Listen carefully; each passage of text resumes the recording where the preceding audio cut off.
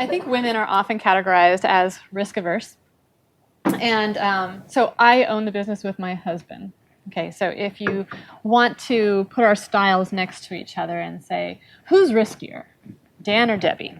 And we could say, how do we approach a problem? Do we want to, take on this new thing or not take on this new thing? Or what are the ideas that we're going to be pursuing?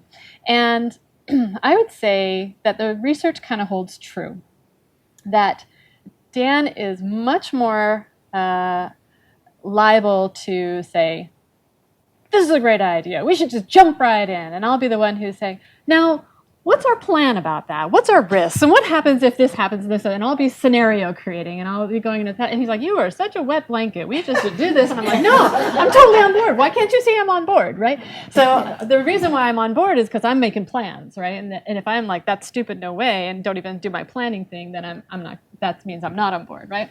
So I'm seen as risk averse because I want to have some level of ideas or controls or other things before I maybe go full bore into something. And maybe my tolerance for that is a little higher or a little lower, depending on what scale you're measuring on. And so I don't think necessarily that women are risk adverse. I think that we need to find the tools to help us feel like we have the information that will give us the confidence in our decisions to move forward.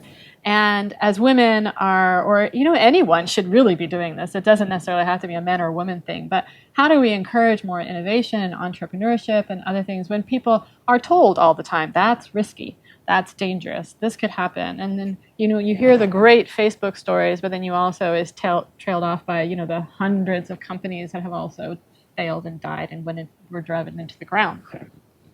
And so what are the tools that we can use to manage those risks, to feel comfortable with those risks, to say that, yes, this is what I want to put my passion and my effort into. And I think, the money is one thing as far as, being an entrepreneur. But it's really your life that you're putting into this. So these are like hours and hours of, my life that I am, and my training and my, ingenuity and other things that I'm putting towards something, and whether that's within a big organization or on my own. And that's something that I'm dedicating, that I'm never going to get back. So if I put my money in and I put my resources in, otherwise I may get that back in spades. But when I put myself into it, and so I think that's the biggest thing that we need to feel confident in is, that our passions are worthwhile and that it's worthwhile pursuing, even if nothing comes of it. So I was thinking, Naomi, when you were talking about some of the innovations that might fail. So if there's a doctor who knows that there's a better way to do a process, and they just see it, this is just ridiculous that we do it this way, and I have an idea how to fix it. And then they come to you and get some seed funding and they go for it, and it fails. And they're like, wow, that sucked. That was really bad. That was a bad idea, and we lost money, and the patients were unhappy, and that was just not the way to do things. Do you think that the person is going to try to stop solving the problem that they saw was wrong in the first place? They will not. They will not stop until they get the right path and the right solution and make it work. And so I think we need to have the mentorship to help people understand what these tools are to help them do that. We need the funding.